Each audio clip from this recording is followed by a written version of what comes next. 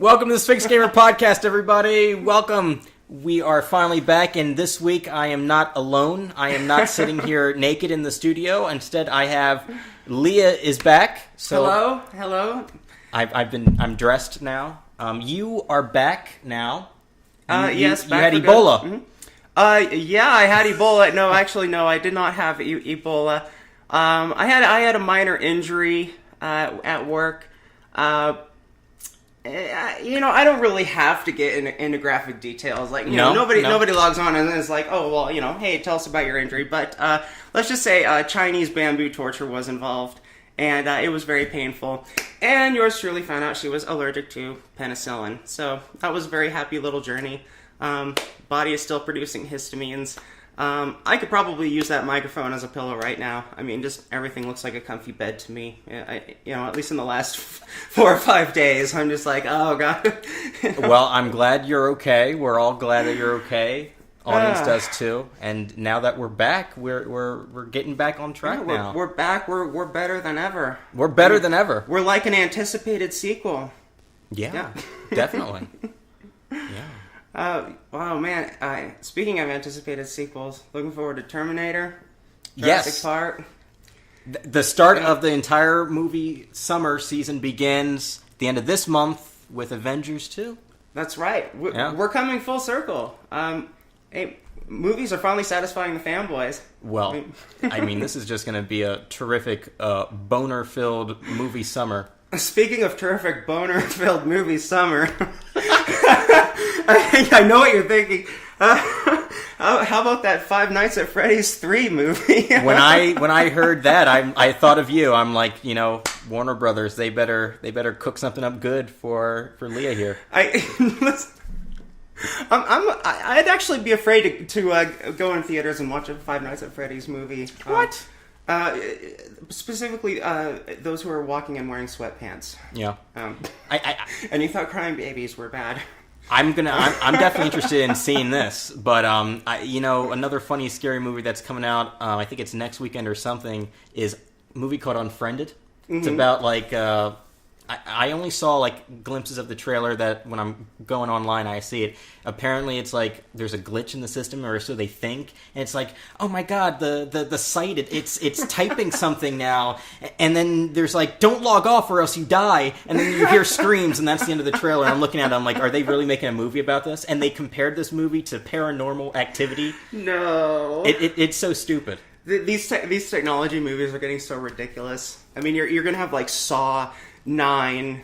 Want to play a little game? Oh, yeah. You can only speak in emojis.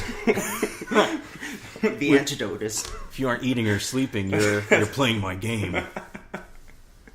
It's available for $1.99 on Steam. So, Five Nights at Freddy's, the horror movie. The horror movie, the game... I'm sure there will be a game based on the movie, based on the game. Do you have a list of actors that you want to see in this movie? Who do you want in this movie? What do you want? Well, that's easy. John Goodman as Freddy. Okay. He's long overdue. He's still got some life in him. He's on Alpha House. He's one of the senators. Oh yeah, really? Yeah, John Goodman. Really? Mm-hmm. All right, go John Goodman. Go John Goodman. Obviously Sarah Jessica Parker as Chica. Okay. A given. Christopher Lloyd as Foxy. And speaking of Christopher Lloyd, on a side note, guess who's going to be at Comic-Con this year? Really? Christopher Lloyd, yeah. Right here in town? Right here at Phoenix Comic-Con. Yeah. Wow. So that's even more of an incentive to go out and... They've got... I took a look at the list a few weeks ago. They've got an amazing cast, folks that are coming here. Yeah. It's a week long, right? Yeah. Something like that. So I definitely want to get down there for at least one day. It's gonna be a good one. Yeah. It's gonna be a good one. I hope you have your costume planned out. We were talking about this a few weeks ago. You know what? I'm gonna Brazil it. You ever hear of a Brazilian cosplay? I mean, no. Is it gonna scare Comic-Con in Brazil? I mean, it's hardcore. Like, Brazilians love to party, but they don't have a lot of money to spend on lavish costumes. So don't be expected to see. Your classic 70s paper bag painted red that says Iron Man on it. Will they most likely all dress up as Sailor Moon? Maybe like plastic bags with Band-Aids around it, as gloves. Okay, definitely. I wouldn't be surprised if there were some Sailor Moons there. Of course, that's my throw-in. I feel like everyone likes to dress up as Sailor Moon. But if I have to make a Brazilian costume, I will. I'll go. I'm thinking Sophia Hapgood from Indiana Jones and the Fate of Atlantis. So some plastic bagged hands. Yeah, she didn't wear gloves, but she had a very iconic necklace. Maybe I can do like a, what would be a good one, like a Pala Shoesource weave. It's got that nice rustic orichalcum color, keeping with the game. Okay, definitely. Yeah. Good luck with that. After starting to get everything ready because it's next month. Absolutely. Yeah. Absolutely. Boner-filled movies, though. Star Wars, okay. Oh, December. Goodness. Oh my God. Oh man. I think I'm just living until then. This is great. Yeah. Apparently the plot is set 30 years in the future, of course. Of course. I think the original actors are going to nail it. Call me crazy. They might. They might. They might got it going on. I know Harrison Ford's got it going on. He's fabulous. He must have caught the bug from Sean Connery because he's not aged a bit. He hasn't. I mean, really, he's like Keanu Reeves. I don't know what I've been doing. I haven't even seen Expendables 3. I'd watch that movie just for him. Oh, it was like I think like what Steven Seagal was in one of the Expendables for like 2 minutes, and I watched it just for that reason. You got to. Get to see these all people your are legends. Characters. Yeah. And Jean-Claude Van Damme, he was in the second one. Oh, really? Uh-huh. Oh, right on. Whoa. He should have dressed up like a Street Fighter. Yeah. Like Street Fighter? He should have played a Street Fighter character. He played a Guile. What was that? Oh, shit. The only thing I can think of are the Mortal Kombat movies. But I think I did see the Street Fighter movies, one of them back in the day. Oh my God, but they were all terrible anyway. Yeah. Easily forgotten. So what do we have going on this week? You took some notes. What is something that you want to stick on to right now? Oh man, well, if you can, I'll just step in. We're still on that. Well, we're on the subject. We're tripping over things, but that's okay. So I want to talk about re-releases real quick. Okay. And then, you'll get your thoughts together and we can continue. But this week, or even over the past next few months, we got tons of re-release games that are coming out. I picked up Borderlands, the Handsome Collection, I think it was last week or 2 weeks ago. That's a re-released version of a game. These games are nothing new, but it's just interesting to see that the developers and publishers are re-releasing these titles. Mm-hmm. Dark Souls 2 is another game that has come out. It's now, like Borderlands, includes all the DLC for the newer consoles, and then Final Fantasy X is being re-released for PS4. And this is almost a year after they re-released the X2 remaster for the PS3 as well. Wow. So, okay. Re-releases all over the place. That's great. I know you probably you'll miss out. I love re-releases. No, Black Mesa, love to death. Yeah. We had Rise of the Triad, a guilty pleasure of mine. They did the remaster of Shadow Warrior. Yeah, they did the remaster Shadow Warrior. It wasn't 3D Realms, which I was disappointed, but they stayed true to the character, which I was happy with. Still haven't played it yet. Really anxious to try it. Yeah. I don't see a whole lot of people trying it on YouTube, so it sounds like a lot of fun experience. Because I can't spoil it for me. When the remasters are done, like when it's a totally different experience and it's like a throwback, like they did with Shadow Warrior, I think that's fine. But I think the re-releases of you get some value if you get all the DLC and you didn't buy it before when it first came out. But I think it's too much. We need more. We need some more original stuff. But the Final Fantasy stuff, is great. I have the XX2 remaster in PS3. I don't know if I'll pick up the PS4 one because what is it going to be? Better graphics? It's a PS2 remastered game. Yeah. So it's the best you can do. But I will not be satisfied until I get a Final Fantasy VII re-release. There, I said it. Yeah, one day that might come, but right now they've got they just released the new Final Fantasy HD with a really weird name that just came out, and Final Fantasy 15 is on the way. Oh my gosh! So there will never be a Final Fantasy. I don't think. No. It's like the Coca-Cola products of video games. Like it's just going to be there forever. Mm-hmm. And it's an addiction. It's going to suck the Mako out of future generations. Mm-hmm. With the time sinks. Mm-hmm. The time sinks. Re-releases. There's some Majora's Mask re-release. Updated graphics. Yeah, that was just on the 3DS. Mm-hmm. Mm-hmm. They did... and it looks like they just had an anniversary. We were reading up online. What was it, 15 years in Japan for Majora's Mask? That's right. Majora's Mask is 15 years old. That's unbelievable. That makes me feel dated. Makes you feel old. Yeah. You're an old woman. Well, in my day, we had Z targeting. And you see, that makes you feel dated.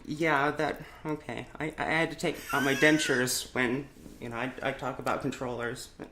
Just for the nostalgia factor. Well, that's okay. I was just talking about nostalgic stuff last week. I bought the Dragon Ball Z and GT DVDs, and that was just a throwback all the way to my own childhood of a long time ago. But not as long as yours. Yes. Not as long as yours. But it's definitely something. Remasters, they do great when it brings back such great memories of when you first played them, and a whole lot of emotion.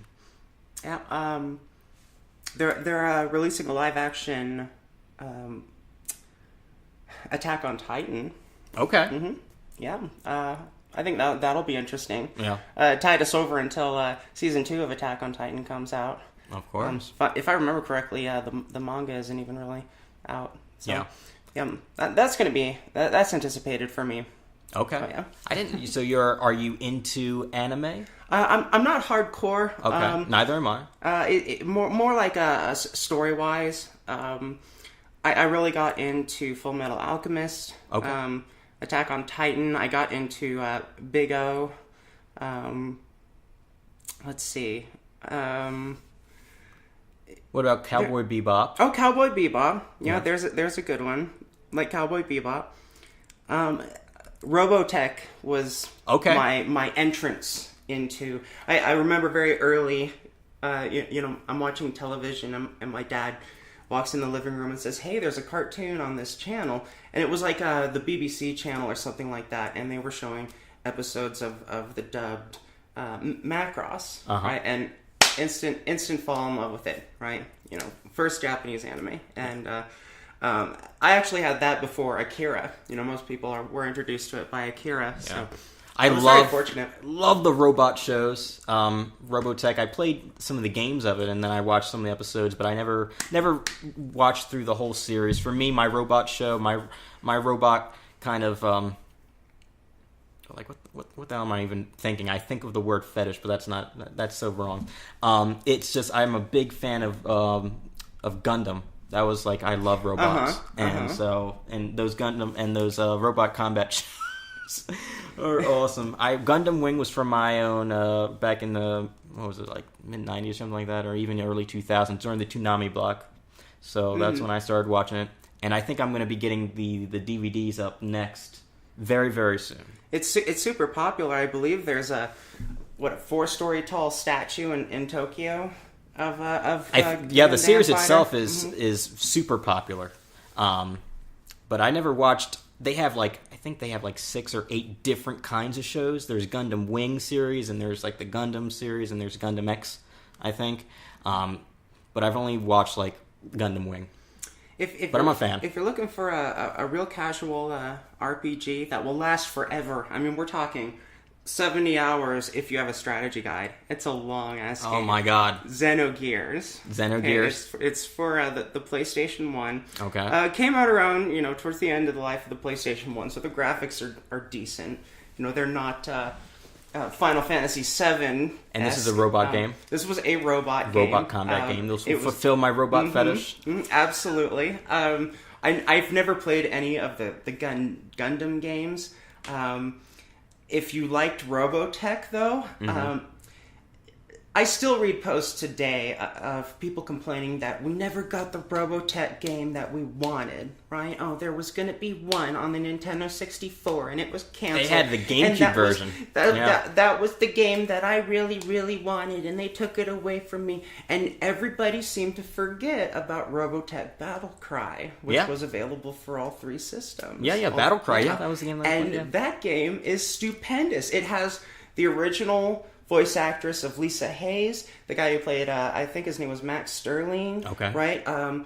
It wasn't Rick, but the guy who played Rick used his voice. And the guy who played Roy Fokker, Rick's older brother, he was, I believe, the main protagonist's voice. And they even brought back, I forget the general's name, okay, but they actually brought back his voice, and they brought back she was short-lived in the series, but they actually brought back the female Zentradi pilot that was tracking down all the rogue Zentradi people. Okay. Yeah, I mean, like, it is a huge...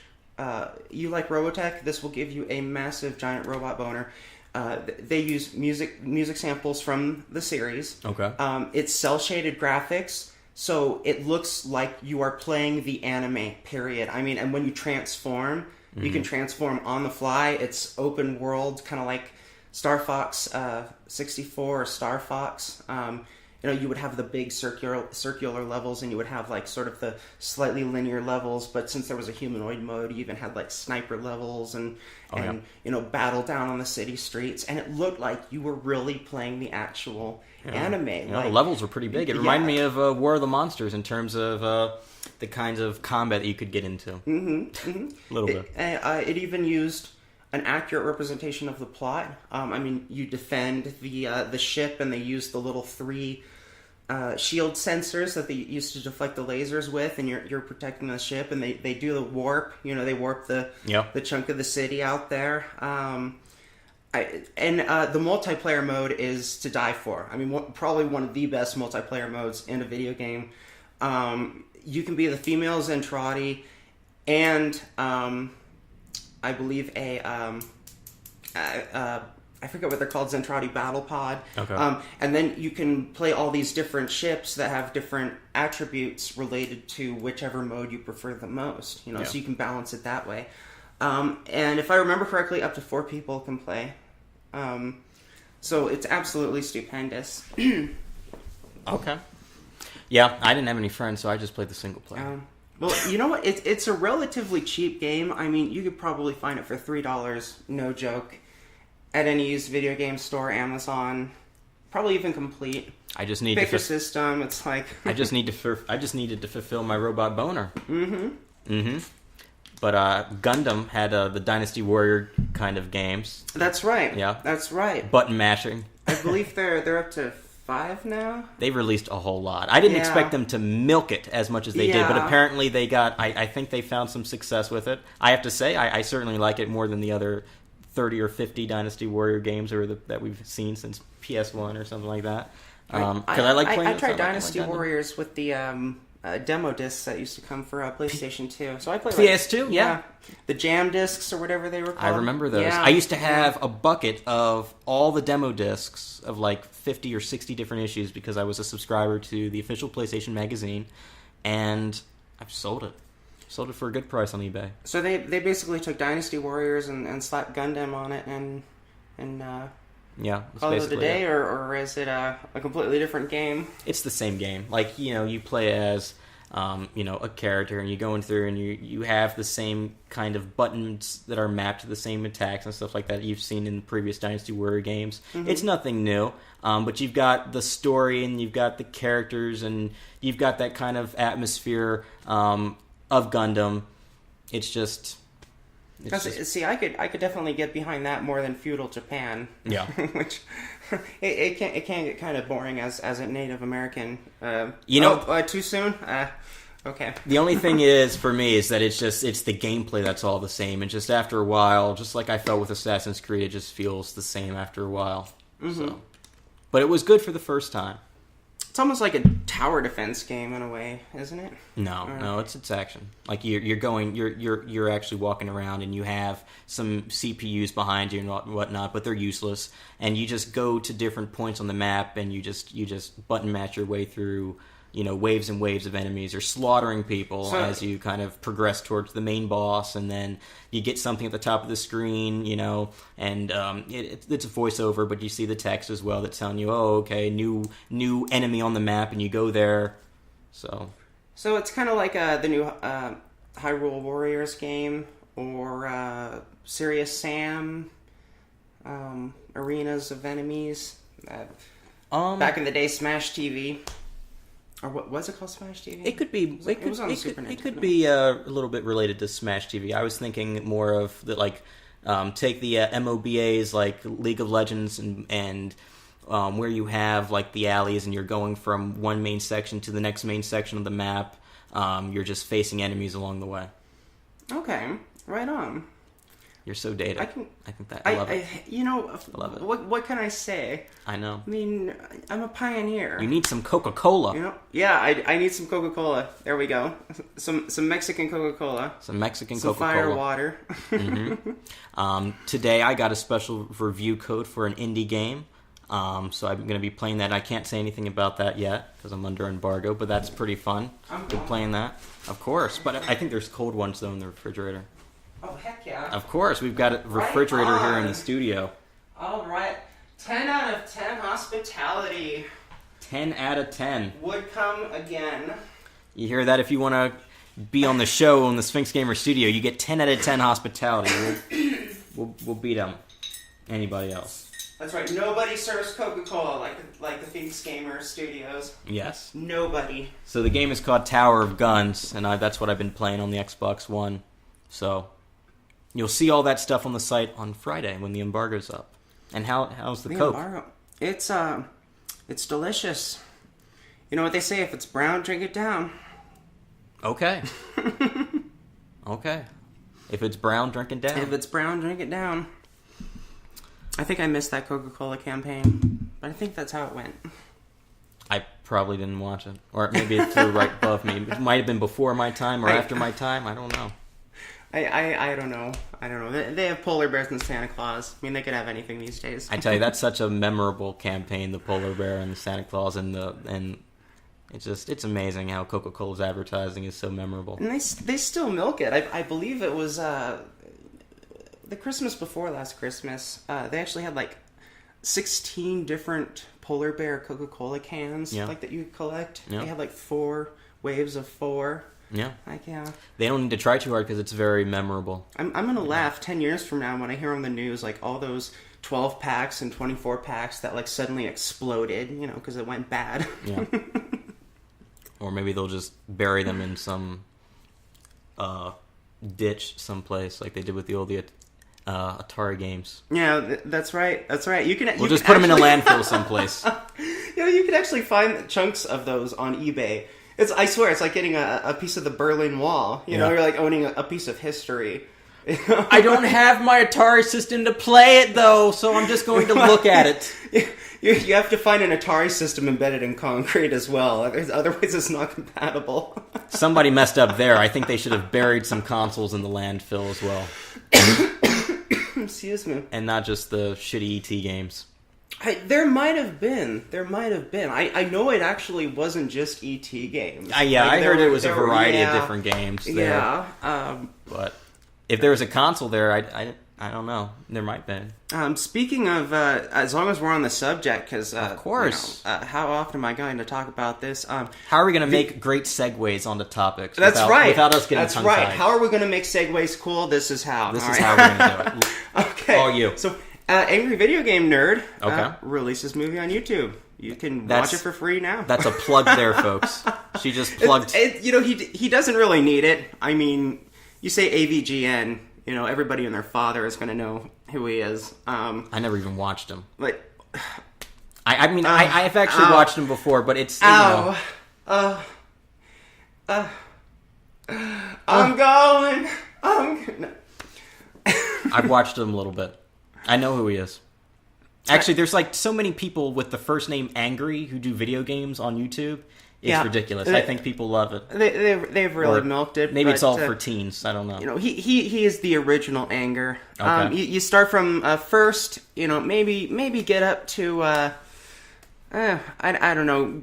Go like 3/4 up his list and then stop because it does get really dry. Like you can tell he's aged a bit. He's a little too mature to be angry, and you can tell he tries, but it's sort of turned into like this little documentary rather than like he's screaming at it, he's pulling the cartridge out and pulling down his pants and shitting on it. There is nothing wrong with grown men acting childish. Look at Adam Sandler, okay? Adam Sandler, he makes the same movie. He doesn't even put his heart in any movies that he makes anymore. He's just out there to just be ridiculous. Right, just pumping it out. You know, I mean, like, he's like Krusty the Clown reading his lines for the pull string doll. You know, he just like walks in. He's like, shit, ass, donkey dung, muckraking, asshole, toilet, shit pickle. All right, that'll be $1,500, please. And and then so. Okay.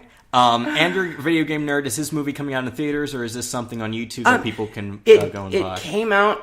We might as well do the full theaters. We might as well. Yes, it came out in theaters, but very few select theaters. Like we're talking, big name hipster theaters. So I obviously have never heard of them. I swear. No. But you know, big name big small, niche theaters. Okay. Around the U.S., there were screenings. So you could get the theater experience. Then you would just buy the DVD. Okay. And I didn't want to fork over the money for the DVD because I knew how bad it was going to be. Like it would be like Terminator 3. You know, you look at Arnold and you're just like, oh God, like you're just watching somebody get like beaten and you can't do anything about it. You're just like, oh God, why, no, no, please, Terminator, stop. Like the South Park where they're molesting Indiana Jones. It's like, no, Angry Video Game Nerd, no, don't. No, that game was actually pretty decent. No. If it's brown, drink it down. If it's brown, drink it down. Yeah. So that's the plug for AVG. Please mail $1 to the P.O. Box. There we go. Yeah, Angry Video Game Nerd. If it's brown, drink it down. All right. Mm-hmm. I don't think I haven't watched anything funny on YouTube in a little while, but you seem to be all over that. But what else you got? Please tell me you watched that YouTube video I sent you. What? I texted you. I was at the day job. I couldn't watch it, and then I forgot. It's 60 seconds of beauty. 60 seconds, and I forgot. It's only 60 seconds, and it's beautiful. You laugh like that, like instant. Like, I like to laugh, but I like to cry too. You'll probably cry laughing. Okay.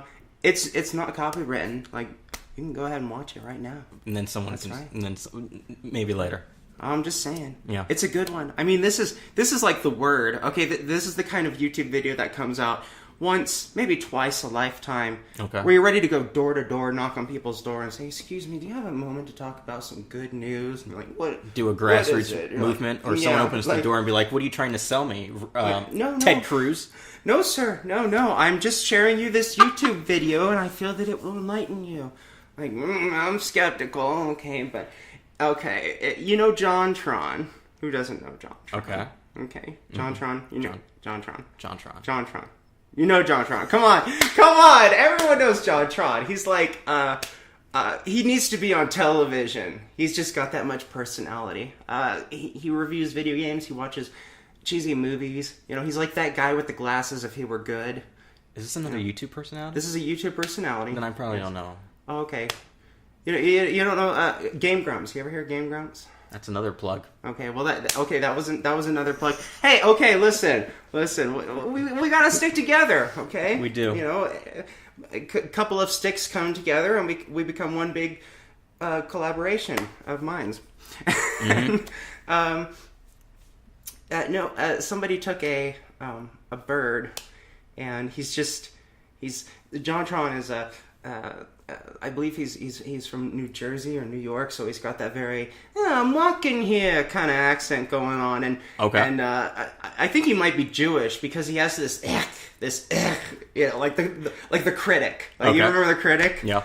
John Levis the critic. It's like like he does that while he plays games. Like when he gets frustrated, he's just like and he's like practically like upchucking, like he's ecking so much, right? So somebody took this beautiful collaboration of his ex with a bird ecking his ex with the classical sunrise morning song. Oh, okay. Well, I think it's called the Beautiful Spring or something. You know what? I have 60 seconds. I can give it to that. It sounds later. It's one of those things. It's like you can't describe it. Yeah. You have to experience it. It's like riding a roller coaster. You can describe the thrill, the comedy, the poetry, but until you actually experience it, you just don't know. That is so true. That is so true. Okay, so I'll give 60 seconds of that later. You keep on drinking down that Coke. No, you're drunk. Mm-hmm. No. So what else is going on? Nothing. Goodness, really not a whole lot. I wanted to tell you, I went to the Renaissance Fair weeks ago. You did? Really? Well, let me actually get through the whole story. Okay. Because ultimately, I didn't step foot into the Renaissance Fair. Oh. So I start my drive on Saturday. I'm driving down US 60 East, and you get to the middle of Apache Junction. I have to wonder, how do you even get to work when you've got traffic that's backed up for miles, and you're sitting in it for 45 minutes? Okay. Actually, answer that question, then I'll continue. How do you get to work? How can you get... That's a good question. Well, I think the gates open at, 9 or 10? 10. I think a cannon goes off at 10. They actually fire a cannon to signal it opening and closing. Yeah. We would actually get there at 8:15. So it would be before the rush? It would be before the rush, and we would kind of get free reign with speed, because the temporary speed limit was kind of for the Renaissance patrons, and we're there to get to work, and it's it was maybe a few dozen of us every morning, so it'd just be this quick rush, this block through traffic, and then we show up. Okay, so they actually had a lane dedicated for you folks to kind of get there. Yeah. The first entrance was for patrons, and the second entrance was for employees. Okay. Mm-hmm. So anyway, I get down to the fair eventually after 45 minutes in traffic, and I'm in the parking lot. I'm driving around the parking lot for at least 5 minutes, and there was not one space available. Really? This was on a Saturday, and I was driving around, and I'm looking around, I'm like, what is going on here? And then I ultimately left. Really? Nobody helped you find a space? There was no... What do you mean nobody helped me find a space? There was nobody around. They're these people there who you can't even hide from. They watch your speed limit. They never where to go. They're annoying, but no, I love them to death. But if you're listening, they'd usually have a flag, and they would guide you to where your parking spot is. So today all full, boys, we're off. Yeah, on the day that I was there, in the morning at least, there was not a single space available. So I turn around, I leave. That trip all the way out there was not all for nothing, though. I went to my burger place afterward, but I'm glad. I'll have to wait for a funnel cake either next year when the fair comes back, or I have to drive out to California for it. It'll come. Don't worry. I got my fill. I don't like crowds all that much. The only crowds I can deal with are those at my burger place. And the Renaissance was a nice tiny crowd. It wasn't concert packed. No parking. It wasn't like going to what's it called? The not the venue. It's in Tempe. Someplace. Big band. Marquee. The Marquee. The Marquee. Okay. Yeah, the Marquee. Yeah. It's not like you're crammed. Like you're in China. Like the Marquee. Yeah, it's nice. I'm surprised that it was so packed that they didn't open up overflow parking or something like that. So that's a darn shame. That is a darn shame. But it'll be back next year. It'll rise from the ashes just like a phoenix and come back and bring all the children funnel cakes yet again. And me. That's right. And Robert. Excellent. And he'll be wearing his knight outfit. I will be wearing my knight outfit. Mm-hmm. With the master sword. Probably a pot roast. And some tights. Gotta have tights. Manly tights. And a tight purple shirt. Got to do the Men in Tights song. Men in Tights. We're waving our arms about. One day. I'll get back there. Someday. Yeah. It'll be back. Indeed. Or, maybe Comic-Con. How much are tickets? It's a good question. I went to the Sacramento one, and I think it was like $28. It's like Google that shit, right? Well, whatever the tickets are, it's worth it to go, definitely, for a chance to see Christopher Lloyd. Mm-hmm. And dress up. Do I have to? You have to. Come on. What if I don't like dressing up? Come on. Oh, come on. I'll wear we'll Brazil it. I think I'll wear my usual outfit with my a bland t-shirt and some jeans with a hole in the crotch. So here are the tickets. We've got... So a Sims character. A Sims character, exactly. So we've got a 4-day going for... What is that, $80? Full day, $80. Full event, 4-day for $80. And then they have Thursday only and Friday only. Does that include parking? That doesn't sound like a good raspberry. It's at the convention center. I wouldn't know. I don't think I've been to the convention center. Oh, it looks like there's a huge discount on Sundays. Yes. So nice. It's 4-day, and then there's the Fast Pass full event. Oh, wow. Whoa.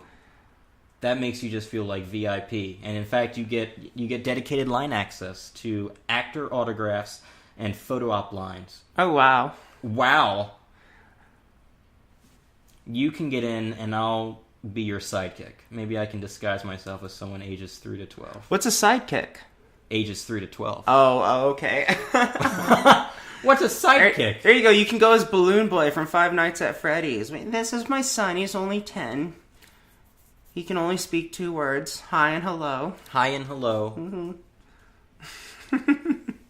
Yes. And then I'll go as Foxy, see? And yes. Looks like we've got it all planned. That's right. Already. We got it all planned. And I'll Brazil the Foxy, too. Plastic flag, paper mache. Okay. Dedicated. You are dedicated. I'll be famous in Brazil. You might become famous here. God forbid. God forbid. I mean, you might become famous here. Like, oh my god, it's the plastic bag girl. Oh no, not again. Every time I step in a Dollar Tree, it happens. They make me sign those plastic bags. They fall apart the split second the Sharpie touches it. Damn, I hate that. Oh boy. Boy. Did you have a good Easter? I actually didn't do anything for Easter. Everyone I talked to, everyone I know, friend and acquaintance, here in Arizona, it seems like, okay, it's my one day a year I'm going to church. Yeah. Right? All right. Sure, I'm sure God says that's fine. I ain't getting political here, or religious, or whatever. Or about to offend people. It's like, oh my god, it's your one day of year going to church, and you just have to go because it's a holiday. Like, okay, I understand. Family, that sort of thing. So I really didn't do anything on nice, Easter. Good solitary time. Yeah, kick back. Had a hard cider. Watched some South Park. The Triumph show, which is absolutely hilarious. I'm gonna shameless plug that right there. Because he needs help, okay? He's an up and comer like the Aqua Teen Hunger Force was. Uh-huh. I mean, can you imagine that that show was on for 3 years with like 2 seasons before they finally came out with another season. So fans were really, scraping the bottom of the barrel for entertainment from it. Yeah. And it wasn't until the movie came out did it really, gain success and revamp. And I think Triumph really has potential. You see a lot of maybe more career dead actors and actresses. Okay. Alan Thicke was on the latest episode. Oh, okay. And it was an absolute riot. He was incredibly narcissistic. Huh. He had kind of this Captain Zap Brannigan from Futurama vibe to him. Okay. Like very full of himself. Got to get the mirror out, see how am I looking? And Triumph will just rip on them. The Dell guy was on the last episode. The guy from the Chocolate Rain meme. Okay. The video. He was on it. Just all these sort of like dead but alive stars, and Triumph rips on him. And of course, he does the classic go out in public and fuck with the populace skits that he used to do on like Conan O'Brien. Okay. I mean, this is great. This would be like if masturbating bear from Conan O'Brien got his own show, which I mean isn't outside the realm of possibility. Yeah. Like, hey, come on, Kickstarter, let's do it. Okay, so is this show on Comedy Central or Adult Swim? It is on. It is on Adult Swim. Okay. Mm-hmm. And that's part new episodes Fridays. It's drink every time we're doing a shameless plug. If you take a shot every time you do a shameless plug, I promise it will get better. They've got the new Toonami that's part of Adult Swim now. They've got the anime there now. That's right. And because Dragon Ball Z Kai, back to Dragon Ball Z Kai. Yeah, they're there now, which I don't watch because I don't like the remastered stuff. Yeah, it takes away from the childhood. My memories. Yeah. Mm-hmm. But okay, so it's part of Adult Swim. Why do they gotta ruin your childhood like that? Why do they gotta ruin my childhood like that? Exactly. Oh, my goodness. They did it with Inspector Gadget. Maybe. I was upset. The movie? Anyway. With the movie. Oh, gosh. I remember seeing that movie. It was terrible. Absolutely terrible. You were disappointed? Not even close to the cartoon, aside from the fact that there was a guy named Inspector Gadget in it. What is Matthew Broderick up to now? Hey, he's kind of fallen off the map. Maybe he's going to end up on your show. Oh dear. I wouldn't be surprised. Maybe he's planning to go on the Triumph show. That'll be interesting. That's how he makes his return. Would love to see Triumph riff on him. Yeah. They really B-movie Triumph. He's just a stuffed dog, but they use Triumph the dog. They use these extendable, like shepherd's cane size arms, like dog arms, to like cover his face and stuff. So you just see this puppet with 4 legs and this like fake dog paw like cover his face. Oh, you get a kick out of that. I get a kick out of that. It's like poking satire out of like those old 90s, early 2000s sitcoms. The kind where they would like pause for a second to let everyone laugh. Have a weird side swipe. Like a 3.5 Men would go man, and then it would pan over. Mm-hmm. It's like poking fun at daytime television. Oh yeah. An absolute riot. I'm glad you like that. Love it. I missed that. I like Triumph, so I might watch them. Please, I implore you, check it out. You implore? I implore you. Yes, Triumph. He does the good comedy. So that's what you did on your Easter. Yes, I watched Triumph. I had it recorded on DVR. So my goal up on Triumph. And, my Easter weekend, which I decided I needs to be a good gaming weekend. I haven't had a good gaming weekend in a long time. When was the last time you played a game? 1996. So I figured that this. Ow! Ouch! Excuse. Hold on a sec. I gotta get some water for this burn. Pour some Coca-Cola on the burn. I'm pouring one Coke for my homies for this sick burn. But we all know that's not true. I'm just messing with it. No, believe you me, I love it. So, so I decided to just play Borderlands, the Handsome Collection. I really get a kick out of that game. Yeah, you probably. Yeah. No, you know what? Borderlands is one of those games that I would rather watch somebody play than actually play myself. You find tons of that on Twitch. I know that you watch Twitch too. Yeah, so, yeah. It's like Counter-Strike. Like I would hate to play it because the players are insufferable. But I'd like to watch you play it. Like, oh my gosh! Pour some Coca-Cola all over those burns. You know what? I'd do it. I mean, it'd be like my video game version of the Cinnamon Challenge. Okay. I'd be able to do it, but just not very well, and the results would probably be very catastrophic, involving a lot of coughing and choking. Mm-hmm. And another shot. Here, have another spoonful of Borderlands, Leah. Okay. So I did actually have some candy with me, some Easter candy. Oh, yes, of course. But, yes. Me though, I should know better that I need to wait until after Easter because most likely the candy will be on sale. but I wanted the Reese's and the Hershey's now, so I was eating my candy, and doing a little bit of drinking as well, and I was playing Borderlands. And I like the game just for the humor of it. It's a regular first-person shooter, but I think I like the humor of the characters and the silliness of the game, and like the RPG elements of that subtle as well. Satire. It's not very subtle. It's out there. It's like they try to be funny. Sometimes they fall on their face. Sometimes it's something that you appreciate. There's colorful characters. They've got Handsome Jack, which is what the re-release that's just came out on the PS4 and the Xbox One. It's about he's like the villain kind of, and it's the Handsome Collection incorporates Borderlands 2 with him as the main antagonist, and the pre-sequel, which incorporates him as a secondary character, and you kind of see his rise to power. But I don't know anything about that because I'm still trying to get through both of those games. So anyway, at the start of the weekend, I was like, okay, I want to get through these games. Hopefully I can finish at least one of them. So I'm in the pre-sequel because I get to play as Claptrap, the funny little robot who's very stupid. And Claptrap. Claptrap. He has one wheel and one eye, and in this game he's armed, and he's got a funny voice, and maybe I'll show it to you later.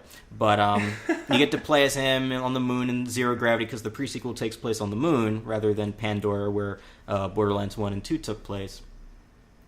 So I started the weekend as level 5 as my Claptrap. I ended the weekend as level 13. That's how hard I went at this game. I love it, Claptrap. I'll admit it, though. I spent more time eating candy probably and drinking than actually playing the game, but that's okay. Oh my gosh, when you said candy, I was worried for a second. I Why? was about to say, Robert, you're not addicted to an MMORPG, are you? No, not yet. Okay. Not yet. And I got my email today from Bethesda. Apparently they're rolling out activation codes for the Tamriel Unlimited, which this is ESO, Elder Scrolls Online, is going free to play on PC and Mac. So now people can play for free, or they can get started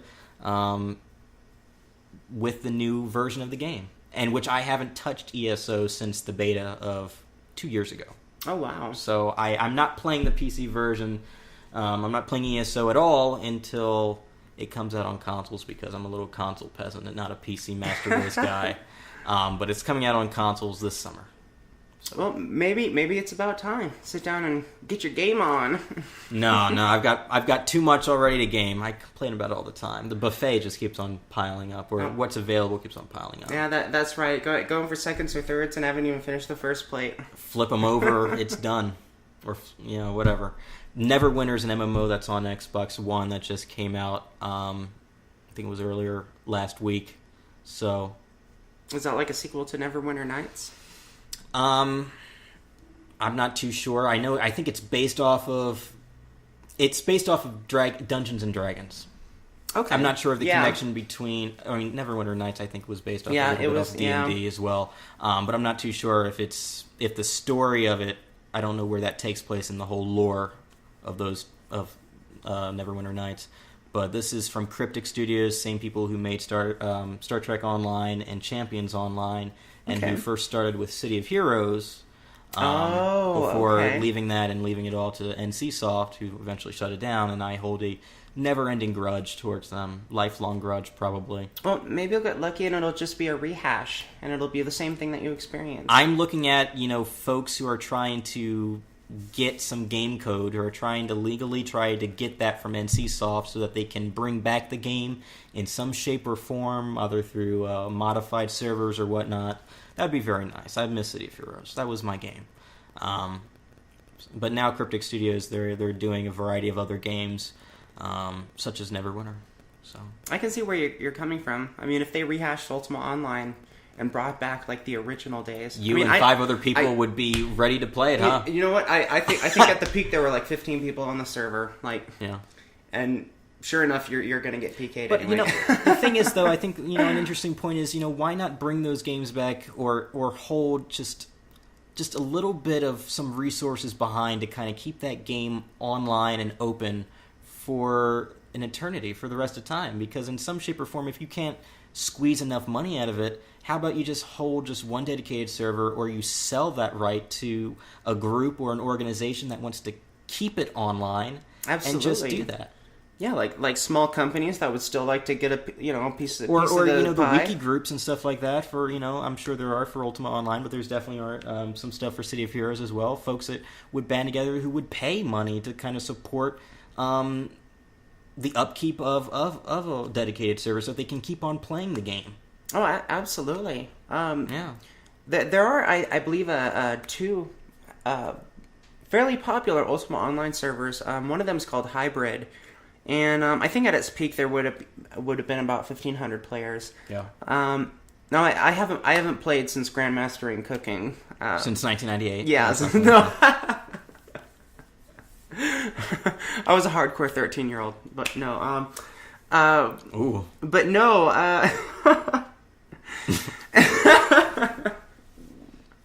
Okay. No, where was I? No, there's now a player killer server, which I understand is gaining popularity. Okay. So I'm probably not going to go back, but I think it still has some life in it. There's an EverQuest server called Project 99 or something along those lines. It basically rekindles the golden years of 1999 when EverQuest was good and girls were girls and men were men. I tell you, Y2K just messed up everything, didn't it? It did, right? It did. I think the bug actually scrambled the EverQuest popularity, and we just didn't know it. Yeah. No, that was it. That was the downfall. It's a shame. Speaking of which, private company picked up the rights to Descent. Okay. Yeah, they're making a Descent game using the source code of the original 1 and 2 of Descent. Okay. And I believe it's going to have multiplayer capabilities as well. Oh. So yeah, that'll be fun. Hopefully you'll play it. Yeah. I mean, if my eyes can see the monitor, because I'm very dated. Mm-hmm. Definitely. Where are my pills? I can't stay up all night grinding levels without my pills. Well, I bet news came out earlier this week that certainly made you a very happy old woman. Yes. Right? About your favorite horror game, right? My favorite horror game. Five Nights at Freddy's. Five Nights at Freddy's. Yes. The Five Nights at Freddy's movie. Yes. I think they're actually coming out with a Five Nights at Freddy's 4. I don't know if that's a rumor or not. For a game? Yeah. But the movie, and we touched on it earlier. I think it's going to do unabashingly extraordinarily well. Like she's calling it right now. Like this is this is the who's that radio show host who always talks crap about Obama. Another plug. Yeah, but no, seriously, it's like the game you love to hate. It's a very simple game, but it has a really good plot. Yeah, and then it's attracting adults and children of the like. Yeah. It's almost like a Pokemon. So it's like you either get it or you don't get it. I think it's following up the exact same kind of trail that Slender Man has kind of trailblazed. Because now that's becoming quite the quite a figure. I mean, you've got kids that are what are they? There was like a killing on the East Coast or something like that. The children who were trying to kill in the name of Slender Man or something like that. Yeah, they sacrificed a child in the name of Slender Man. So and now Slender the Arrival's on Xbox One, even though there's no connection. There shouldn't be no connection between that. But my point is just that Slender Man is that horror game series has kind of broke through. Mm-hmm. through the mainstream wall and is very visible now. Five Nights at Freddy's is certainly on the way. As it's not on consoles yet, and not a lot of people know about it who are not involved in the Steam or in the Steam Greenlight program and playing those PC games. But now Warner Brothers has the rights to make the movie, so it's almost too perfect. It's like it's like a Ninja Turtles, like or a SpongeBob or Scooby Doo. It's going to be here forever. Ninja Turtles, the 4 lovable characters. Unless they get totally ran into the ground like the Ninja Turtles, of course. I think only hardcore fans still love it, but I mean, it's certainly not the same thing as the 90s and the cartoon that I watched as a kid, which was fabulous. Even if there is a 4, Scott Cawthorn is eventually going to give up the rights and just retire happy man and say, I did it. I made Five Nights at Freddy's. He did it. People laughed at me, people scoffed at me, but I did it. But you know what? There will always be haters, and no matter whatever you do. But he had a vision, and he had the passion to go through and make it, and that's something that's very applaudable. I applaud him at it. And now he's got Warner Brothers has the movie rights, and they're going to make something of this franchise, and we'll see. And it can only get bigger, right? Mm-hmm. So you're calling that's going to be... It's going to be PG-13. Unbelievable success. It's going to have a lot of children sneaking in to see it. So we're going to see So this is a horror movie that's PG-13? Well, when you think about it, I mean, the jump scares are pretty mild. I mean, yeah, it kind of freaks you out. It plays with your emotions a little bit. Okay, I've been sitting here for 4 minutes and nothing has jumped out at me yet. I still haven't had the chance to play the game yet, but it sounds a whole lot to me like Toy Soldiers mixed with Chucky, of how this could possibly go on down. It's like... Of how the movie the closest game that I could think of off the top of my head, and really I wish there was a much more modern game that I could reference, and I can't even begin so it could connect with all our young kids, viewers, or listeners. Night Trap for the Sega Saturn. I know. Like, I think it was on the Philips CDI. I mean, it's a very common game for those systems, and basically it kind of had a Five Nights at Freddy's vibe. Basically, you were, so to speak, in a panic room in a house, and you were watching the cameras, and you would go to different cameras, and it was, live action, like Mortal Kombat, they record it, and so it was live action, and you would watch the cameras and make sure that, there's a burglar walking in on the camera, so you would have to set a trap, right? Yeah. Hence the name Night Trap. And I couldn't even begin to fathom a game much more modern that comes close to Five Nights at Freddy's in that regard, with the whole camera system. Yeah. Checking the cameras, making sure that nothing gets to you in the panic room in the process. Almost identical. Almost. Well, I was thinking of the movie and how they could do the movie. The movie, like, I think it's going to be like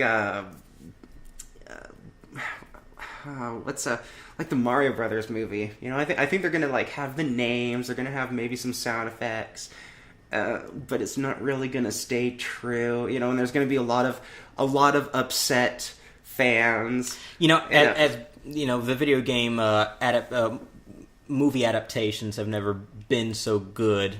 What is it? The one that's been the most recent was Need for Speed. There was a Need for Speed movie. Oh my God! What kind of rock have you been under? I had no idea. Wow. And then the one before that was Marky Mark. Mahama? Who? Mark Wahlberg. He played. Oh my God! The name. It's not coming to me right now. But they did a movie based upon the third-person shooter game that Rockstar Games published. Red Dead Revolver. Remedy Entertainment. They did the first and the second one. Max Payne. And so they did Max Payne. I should have been like Max Payne, Mark Wahlberg. No, it's like, I understand. It's the Coca-Cola, it's the Rock, it's the Time Machine. Right. It's all good. Mm-hmm. I have Time Machine jet lag. You'll have to forgive me. That's why I'm here. I have to think young for you. My coconut battery is charging. So definitely. So yeah, the video game movie adaptations have never been too good. I think the one movie that comes to mind that stayed true to the universe that it was about, but failed in terms of acting, are the Mortal Kombat movies. Absolutely. I think those were very true to the universe and to the characters. But we'll see what happens with Five Nights at Freddy's. Hopefully it's not going to be as silly or childish. I think they could make this thing brutal and very, very, very frightening, but in the way that stays true, but exaggerates the game. I mean, because that's what a movie is. It's very, great movies can be very exaggerated in terms of the context and the screenplay. So we'll see. We can only hope that it doesn't take the path of Mario Brothers, where it's almost like they just fed words into a computer and it just plopped out a script that related to it, and it's like, it has nothing to do with Mario Brothers, but there's a Goomba, there's a... Warner Brothers has some good producers and directors that they have in their organization. They've got our guy from The Dark Knight. I'm forgetting a whole lot of names today, but that's okay. Christian Bale? No, director. Yeah, that's The Rock. Yeah, I know. Yeah, but they've got great people. That's part of it, and great organizations too. So they might be able to pull through. But even though I don't think the director from the Dark Knight series would be involved in it, but we can only see. There also runs the. But Legendary's a good group as well. That's another thing. I didn't mean to cut you off there. No. There's also the horrible possibility that it may be too true to the game. Game a la Silent Hill, which had so many inside cliches and understandings. Really, only fans of the movie understood the plot. So it could also go both ways, in which only people who understand the games, understand the plot of the games, will understand the Five Nights at Freddy's movie. So I feel like it's going to be maybe half. This happened last time I was talking about Five Nights at Freddy's. Yeah, it's your cell phone. Balloon Boy's coming in. Oh my! I mean, Christopher Nolan. That's the name that I thought of for the director. So there we go. Imagine if that was the case, and Hans Zimmer doing the soundtrack. Oh no! What do you mean? Oh no! Hopefully not. Hopefully Uwe Boll doesn't pick it up. That'd be disastrous. You can get Zack Snyder as a director for the. Hey, there we go. Yeah, but he's busy probably. Hopefully, he's doing Justice League or something. Yeah, so I think it'll be either one extreme or the other. I don't think there will be a very big in between with the movie. So you first said it was going to be a good movie. I'm going to say it sucks. There we go. Okay, there it is. That was the coin toss, people. That was the coin toss. We're going to see how this all pans out. Let's break open the bag of chips. Yeah, that's right. You got Doritos? I got Doritos. I don't got Doritos. No, we don't have Doritos here. The Sphinx Gamer Kitchen, it's just Coca-Cola, and that's about it. That's right. I think there is nothing without sugar here. Tap water. Tap water. Actually, it's very nice tap water. Very tepid. Domino's I pizza like that. delivery. Oh, wonderful. Sometimes. Wonderful. I order from Domino's myself. Okay. That's right. That's another shameless plug. Please mail $1 checks to the P.O. Box. That's right. Domino's, when you make a fortune from this, you get in touch with us. Guess who made you famous? Leah did. The Brazilian... that's right. The Brazilian Iron Man. Or Brazilian cosplayer. Yeah, there we go. Paper mache and plastic bags. We got to hype this up so much to the point where you're going to have to go through and do this, and then we're going to have to put pictures on the web. That's right. It's going to be great. Famous. It's going to be great. Absolutely. Famous. Yes, absolutely famous. It'll be good. I'll make it good. Okay. It will be cheesy like cheddar. I believe you. Yeah. I have no doubt in my mind that you will be able to pull through. But no holes like Swiss. Okay. That's right. You could say the costume will be very Gouda. Gouda. Yes. It's a very Gouda costume. Okay. That was a cheesy line, but it was well cultured. Was it? Okay. You meant well. I'll stop being punny. Or funny. Oh dear. Okay. So anyway. Oh my god. So this is what happens. We come back from Leah's Ebola. That's right. Sickness. That's right. Ebola sickness. Tetanus shots in the ass. Mm-hmm. And so much more. I had cheeky doctors. What can I say? No. Well, whatever. So, I guess that's it. Unless you have something more you want to talk about. Because we've got all day. We've got a couch now, so we are able to sit back. We're able to relax. Yeah, a real life couch. We're thinking of making the couch another member, another host of the Sphinx. Another Gamer, obnoxious co-host. Just wait. We're getting them ready. We'll rebrand the logo to include the couch. And Sphinx the couch. Sphinx couch, the Sphinx Gamer in the studio. But, yeah. Well, I would like to... take your time. Actually, no, don't take your time. We've got shit to do. That's right. People to save. People to save. In City of Heroes. Costumes to make.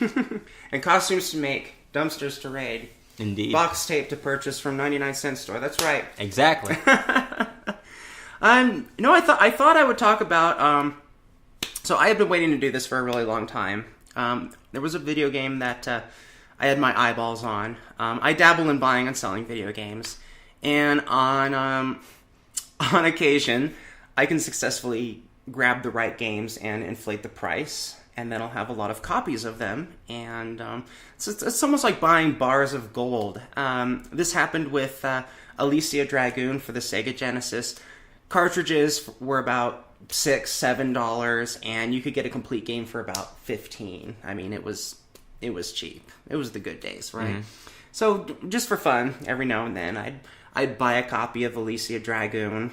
You know, it's a good game, sleeper game. Sleeper games, usually it's like once people discover them, it's like, oh my god, I have to have a copy. Yeah. Same thing happened with Michael Jackson's Moonwalker. Someone was just buying a bunch of the Michael Jackson Moonwalkers just for the irony of it, and then Michael Jackson dies and goes up to like $65 a cartridge. Oh yeah. Just the cartridge. You're like, what the heck, right? So I inadvertently pulled that off with Alicia Dragoon. It slightly started to balloon. A complete copy went up to $30, $35. It was teetering just up to $40. When one day, someone on eBay posted a complete copy of Alicia Dragoon, and it had a pretty girl holding it in the picture. Okay, she obviously underage, had to have been 14, but she was very pretty. Okay. But this copy of Alicia Dragoon, despite being no different from many of the other pristine complete copies of Alicia Dragoon for $35-40, sold for $65. The girl sold for $65. Yeah, the cartridge was free. Yeah, they were trying to unload it. No. So yeah, the misconception is no.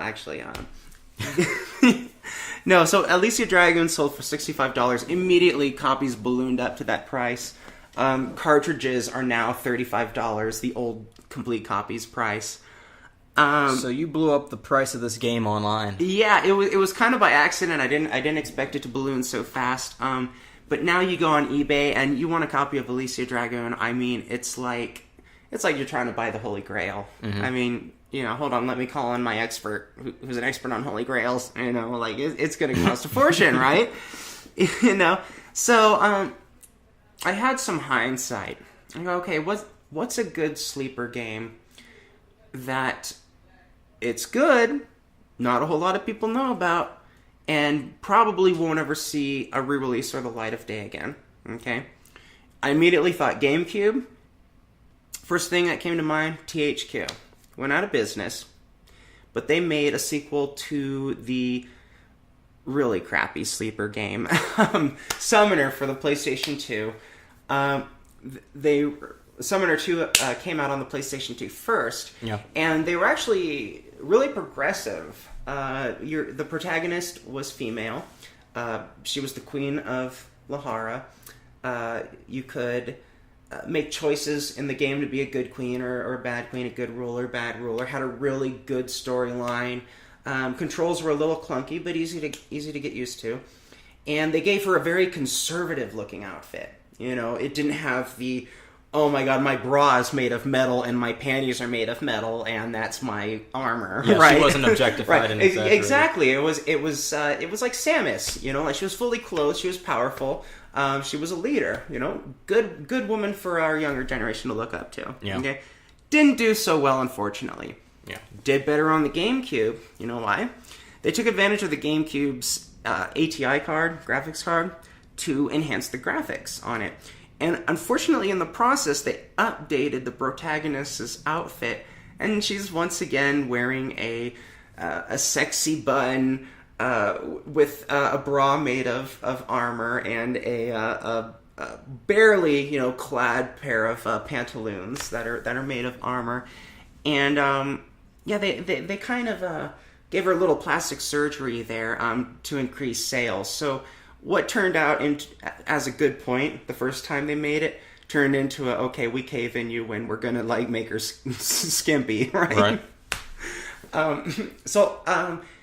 I call it the bad version, even though it's the updated version. It has a little more things in it. And it's so ironic that this is on Nintendo after Nintendo exactly. Does their little censorship back in the day. I'm crying and laughing on the inside as we talk about it. But it's a sleeper game that not a whole lot of people played because it wasn't popular on 2 and it wasn't really popular on GameCube. Yeah.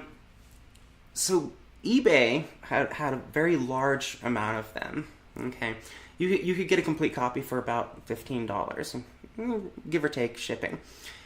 And I was waiting like a hungry wolf in the grass. Like, okay, the split second I get like $150, I will just whoosh like a hawk, like just like a bandit, like every game into my bag, all mine, right? Looks like you're slapping some ass. I did, yeah, like that. Hey, that was how I treated the market right there. I'm like, yeah, that's right. And there you go, right? Boom goes the dynamite, right? so into the bag, the cartridges go. I mean, I bought a brand new copy for $40, and then a whole bunch of complete copies for $15. And I mean, I'm obsessive, right? I have like 10 of them with 2 more on the way, right? I pretty much got the market of this game by the balls.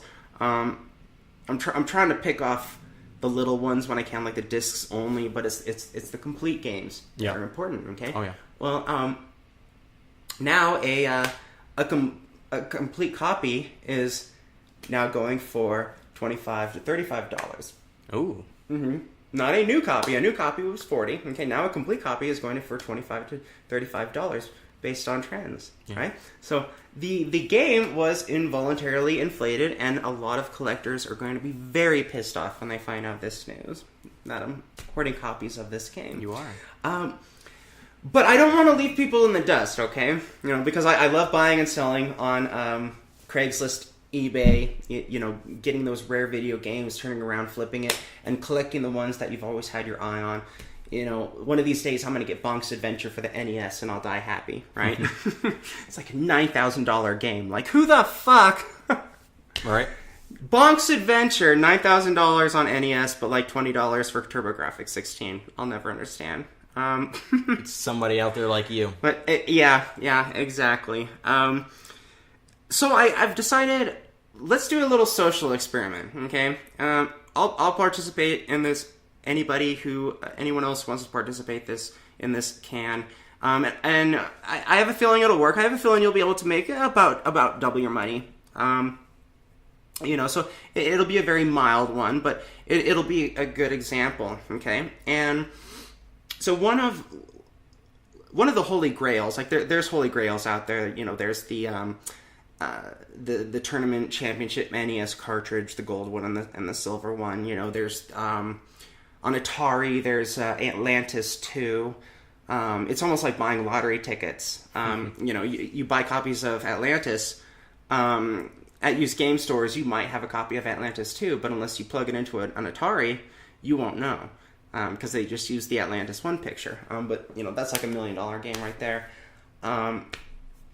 You got The Misadventures of Tron Bonne, and now Mega Man Legends 2 is getting up there as well. Misadventures of Tron Bonne, the disc alone can go for $120. Mega Man Legends is getting up there. You could probably find one with a beat-up Blockbuster sticker on it for $75 if you're lucky, right? If you just wanted to play the game, which I do. You better. But that, Misadventures of Tron Bonne, as early as 2009 was only like $25. Yeah. Because it was a sleeper game. It wasn't very popular. And then all of a sudden, oh shit, they're not going to make any more Mega Man Legends. Let's just pick them up and inflate it. And that's what people did, is they scooped them all up, relisted them, and the market inflated right then and there. So Alicia Dragoon, a complete copy, pristine, could go anywhere from $75 to $85. I have about 15 copies, so I feel very proud of that. So my social experiment to the listeners is the Disney Dance Dance Revolution. Okay, Disney Dance Dance Revolution used to be one of those holy grails. Okay, they had a very short production of it. I actually had trouble finding it. I think I ended up pre-ordering at a Toys R Us, and I never shop at Toys R Us. I don't even think GameStop had pre-orders for it. But it was the second American Dance Dance Revolution game. So really only people who liked Dance Dance Revolution and was grasping at straws would get this awful adaptation. Okay. Right. Well, it got rare really fast. It was really only about $40 new. Wasn't that expensive. It ballooned up to $120 very quickly. This was, I believe, back in 2001, and it stayed that price up until 2006. And what happened in 2006 is they came out with a plug-and-play version of the exact same game. It was like you would get a DDR pad, and just like those, faux Atari controllers and joysticks that you could just plug into your television coaxials. It was like that. You would basically play a remodified version of that game with, in the built-in pad, just plug and play on your television. You could probably get on Amazon right now, get it brand new for about $20, maybe even as low as $5. Depending on where it's coming from. Probably get them in the as seen on TV section. Yeah, if at all. I mean, right? That came out in 2006, and that's a PlayStation 1 adaptation. Not a lot of people are going to have it. Okay, now I'm not implying that people buy the mat, because fuck the mat. Nobody likes plug and play Dance Dance Revolution mats. But if you find a mat, okay. I suggest destroying it, getting rid of it, okay? But in the meantime, buy up as many complete copies of Disney Dance Dance Revolution as you can, okay? Because Konami isn't dead. The Beatmania games aren't dead. They're just in a lull right now. They have a lot of crappy versions. So by picking up a lot of Disney Dance Dance Revolutions, we can temporarily inflate the price of it. Okay, it's going for anywhere $5 to $15, disc alone or complete, and that's a huge difference between the $120. Okay, but because the only defining factor that lowered the price, that deflated it, was that plug and play game system. Okay, and when that came out, why would I pay $120 for a game that I could get for $20 new, right? And it's the same game, right? So, you could say stock in Dance Dance Revolution took a plunge. It was the Dance Dance Revolution crash of 2006. Okay. Hell, this is the interesting stock market happening right here. Right, exactly. Like this is the mad money of video games right here. Ding ding ding. That's right, Robert from Tempe, you're on the line. No, let's take some callers. Let's take some callers. No, wouldn't that be hilarious though? Maybe one day. That might be something. Yeah, I have an open line. Skype. Now people would fax us pictures of dick butt. Yeah. Yes, they would definitely fax to us. They might be nice pictures of dick butt, but they would be pictures of dick butt regardless. But so basically, what we're gonna do is, we're going to reinflate Disney Dance Dance Revolution, okay? First and foremost, get at least one of those pads, okay? Get at least one of those Disney Dance Dance Revolution pads, because as a byproduct, those are going to inflate too, as sort of a side effect, okay? Mm-hmm. So get at least one pad, just keep it in the box, stash it away somewhere, just in case. The pads are not going to be very popular at all, but those will temporarily inflate. And just start swooping up copies of Disney Dance Dance Revolution. You can find them in retro game stores for like $6. Easily, complete. Like, night and day, right? I think even Fallout Games, Proud Plug, may actually have multiple copies as we speak for about $6. And so what the goal is just like with Summoner 2 for the GameCube, it was a limited run on one system. And it poked its head back. So what we're going to do is we're going to eliminate the casual market for Disney Dance Dance Revolution. Okay, pick up as many as you can, as quickly as you can, because the slower in between purchases that you purchase stock, so to speak, in this video game, the higher it's going to inflate, because a savvy video game reseller is going to recognize those trends, go, why is this game suddenly inflating by 30% in the last week, right? They're going to figure something out. I actually lost a $40 bid, 11 seconds until the end for a brand new Summoner. They beat me by 11 seconds. Damn. Well, by like 25 cents. I was so upset, right? But almost got a second complete copy of Summoner 2. Somebody noticed it, watched it, and was like, I gotta make sure I grab this because somebody bought all the other Summoner 2s, and all that's left is this brand new one being bid on, and I better grab it. And they did it. They were successful. Good for them. Okay. But that's what's gonna happen with Disney Dance Dance Revolution. Those who swoop up a copy and do not resell it, the less copies that exist, especially with a limited production game, the quicker it will inflate. And for those who are collectors or resellers, that will quickly become one of the desirables again. That will quickly become one of the trophy games again. Especially Disney, which is going to be around for a long time. Konami, which is going to be around for a long time. When there aren't any more Disney Dance Dance Revolutions out on the market, okay, this is where that other inflation is going to happen, okay? That pad will suddenly become popular, okay? People will invest in the pad, they'll buy it to play it, and it will inevitably break because it's a cheap piece of crap plastic.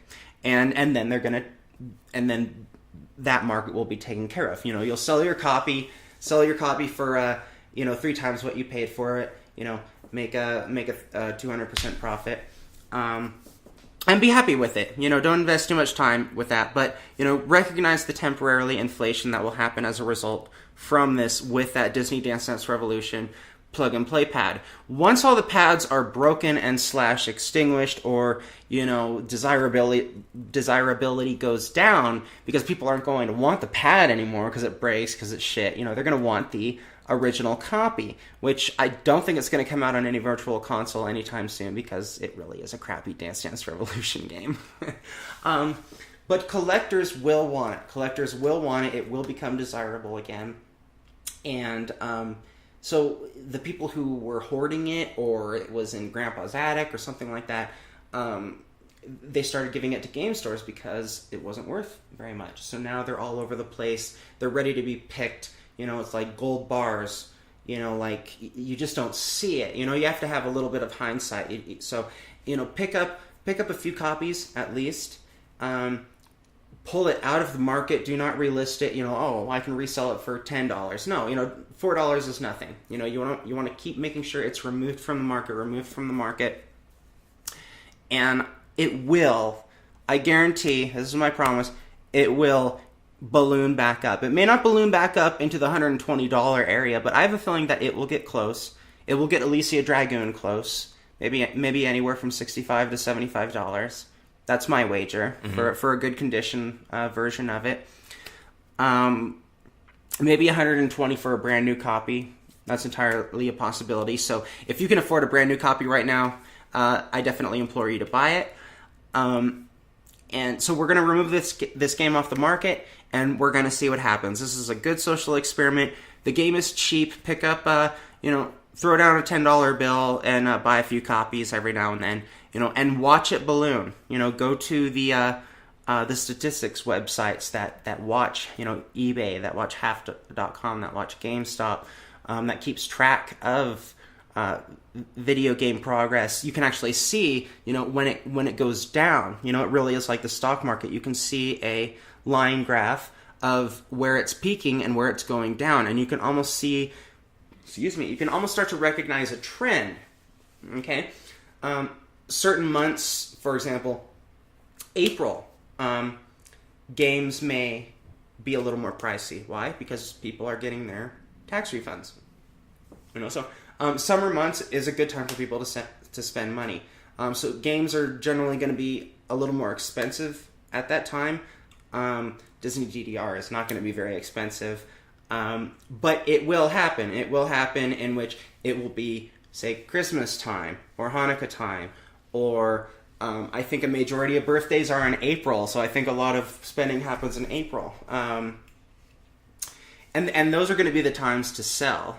And once it gets back out on the market, you pick another game.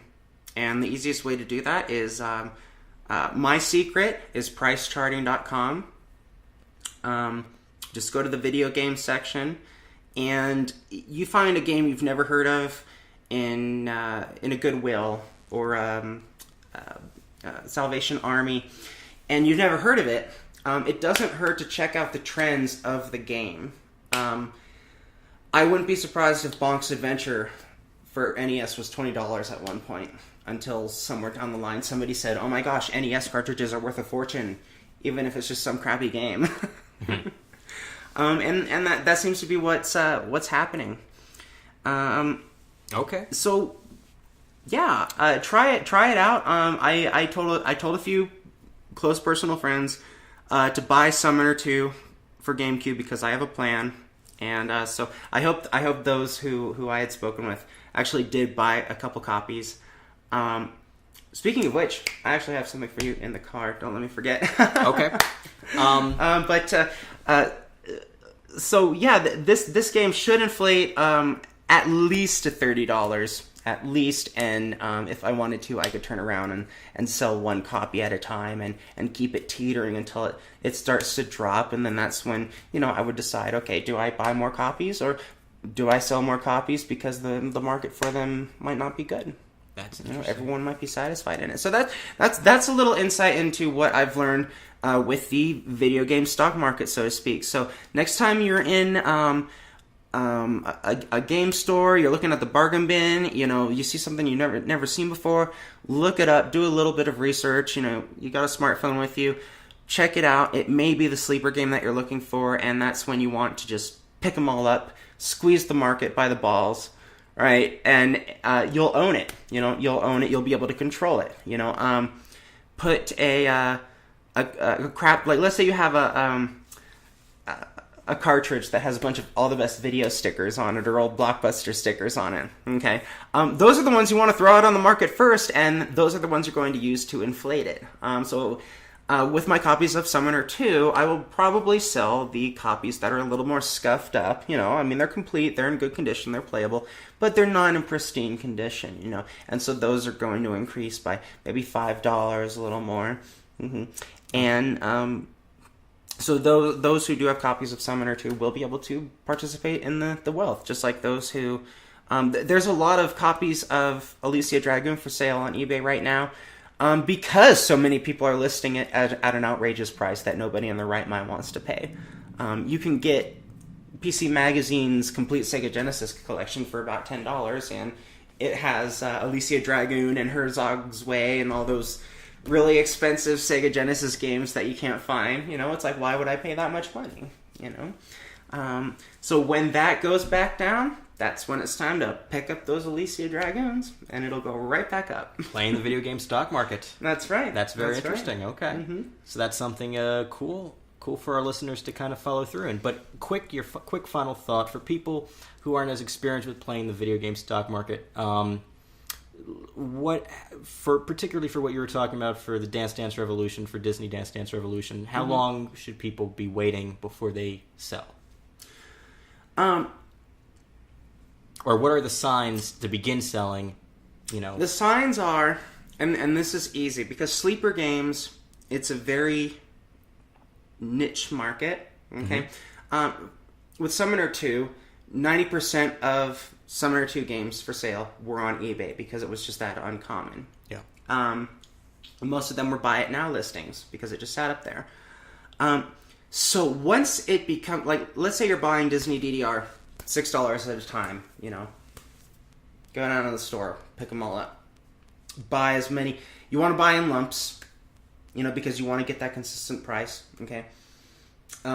The sad truth is eBay will actually start displaying to other users if a game is selling for more trending, they call it. So, like, if you buy half the games that cost $6 on eBay, okay, the other half viewers are going to see trending at $6, $7, this sort of thing. And, oh, the price is going up. So they're going to start buying it, or they're going to start increasing their prices to match the trending because the demand has gone up because we're artificially inflating it. So you want to buy it. You want to buy it in bunches. Pick off the ones where you don't really have the savvy seller who didn't realize that the game had gone up, but they're still listing it for the original price. Pick those off. And once it gets to the point where all you can really find is like old sleeves and maybe a manual here and there, that's when it's time to back off. Pay a little bit more to complete your collection, so it's complete in box. Like get a manual, get a case if you don't have the case for it. Pay a little bit more, complete those, and you'll have all these complete in boxes that you'll be able to resell for outrageous prices. I'll tell you right now, if somebody offered me a copy of Earthbound for $50, I sure as hell would take it, because Earthbound is just going to keep going up and up and up. Especially if they inevitably release, say, Mother 3 or Mother 4 or something like that. So those will be the best time to buy. It's really just a matter of when you have the money, and do it in one lump sum as fast as you can. Like dedicate a day per game, per game that you want to target. Okay, this is the day that I'm going to go to the store and get on eBay and drop, $60, buy 10 discs of Disney DDR, okay? Yeah. And that's 10 discs pulled off the market. Same thing happened with Moonwalker, as before, but also Shaq Fu, okay? Shaq Fu is becoming more and more rare because a collector started buying cheap-ass copies on obscure systems. I think Shaq Fu was released on everything, like name a system that Shaq Fu wasn't on. But this guy picked up numerous complete copies for different systems and obscure systems where they had even fewer runs than, say, it was on Sega Genesis or Sega CD or Super NES or PC. I'm sure the Philips CDI version is going to be much more rare than the Sega Genesis version, and will probably cost a lot more. Especially when Shaquille O'Neal kicks the bucket, just like when Michael Jackson did. It's just anything with his name on it is going to be, like a wad of chew scraped up off the sidewalk, in a Ziploc bag would probably go for like $120, right? So when Shaq dies, that's when he's going to sell. I guarantee it, because that's when everyone's going to be like, I want everything with Shaquille O'Neal's name on it. That's what happened with Moonwalker. Well, be prepared to wait a long time. I'm not saying anything's going to perish with Disney DDR, but it will eliminate the dance pads. This is my theory. Okay, it will eliminate the dance pads that deflated it in the first place. And when all that's left are the discs, and nobody is selling them, it's going to balloon right back up, and people are going to make their money back. Mm-hmm. Okay. So there it is. There is my mad money in video games. You heard it first. Mm-hmm. Mm-hmm. And you won't find it on Bloomberg. You won't find this on Bloomberg. That's right. Yeah. That's right. You will not find this on Bloomberg. Okay. Mm-hmm. So that's our little thing with the video game market, our training. Yeah. So hopefully, you guys are interested in it, go and take a look. What is the name of the site that you use to... It's pricecharting.com. Pricecharting.com. Mm-hmm. So you can take a look at that, and you can track games, their prices over time, mm-hmm. and you can kind of... You can keep track of current trends. And the reason why I feel that Disney DDR will have an up-and-coming is because it doesn't quite go back as far as 2006. It does go back as far as 2007. But you can see where it teetered down from $120. It was $100 in 2007, and it just plummeted the next year down to paltry amounts of money. So we can actually identify on the graph when that dance pad came out and when it started to decline. And you can actually see little pockets of it moving back up because there are less and less dance mats being sold because they're breaking, they're worn out, the kid outgrows it, throw it in the trash, done. Right. So I have no doubt in my mind that this Disney licensed product by Konami, with a huge fan base, there's a lot of Beatmania fans out there, I have no doubt in my mind that it will not do well in the video game stock market. Ding! Ding. That's the end of the trading day. Yep, that was or the learning day for trading. And I got to get my robot boner back on, so I'm going to go and watch some Gundam. But that's it. Another episode of Sphinx Gamer Podcast. Another successful episode. Boy, I tell you, I had fun. Yeah. Be sure to check us out, whether you're listening to us on iTunes or Stitcher, or TuneIn, or even on our website. Let us know your thoughts. Get on the forums. Create an account. It made it easier and quicker as ever to get one started. We'll see you around. We'll be back next week, folks. I'm Robert. And I'm Leah. That's yell 'em on the Sphinx forums. All right, we'll catch you all next time. Thanks for listening, folks. Bye-bye.